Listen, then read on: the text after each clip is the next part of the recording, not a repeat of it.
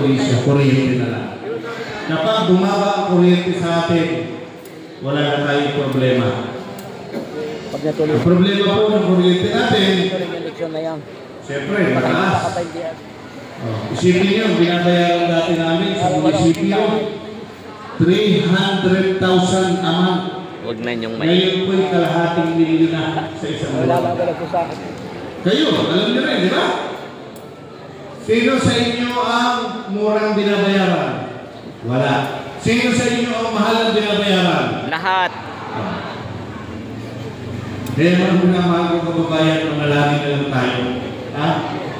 Na sana ang Panginoon ay huwag tayong pabayaan sa kuryente natin.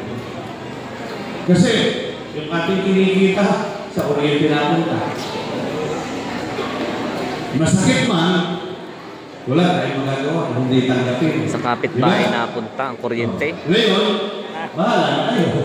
Sa kapitbahay. Ano po?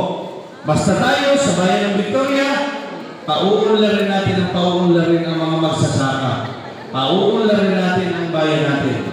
At kung ano ang kulang sa bayan natin, pagtutulong-tulungan natin. Ano po?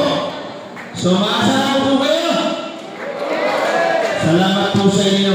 Tandaan niyo po, kayo po ang nanalo. Ano po?